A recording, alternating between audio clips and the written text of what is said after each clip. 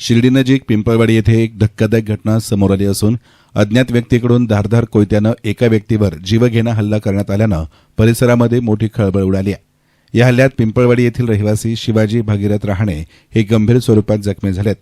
मिळालेल्या माहितीनुसार अज्ञात हल्लेखोरानं अचानकपणे धारदार कोयत्यानं रहाणे यांच्यावर हल्ला चढवला।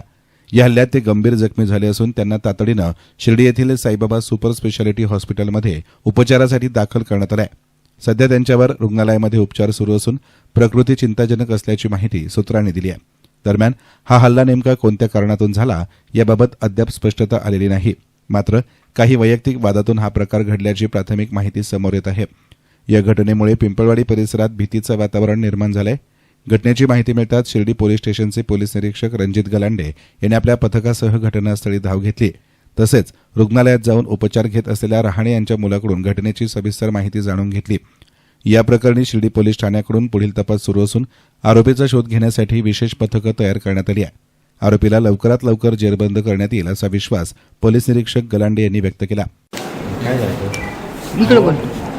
काही दिवसाआधी ना ते पोरीचं काहीतरी मागे साला लपलं होतं नाही का माझं तर ते कोणत्या पोरांना आत घरी आला वाटतं ती पोरगी ते गेलो तिची चप्पल ते पडेल गल्लीतले बोलले ना मी गेलो तर तिथं ते पहिले मागं लागलं मी तिथून पळवलं पप्पा झोपेल होते घेऊन त्यानं पप्पावर हे केलं।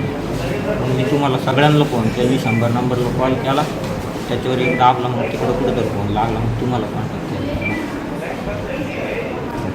एसएन मीडियासाठी कॅमेरा पर्सन साई सुराळे शिर्डी।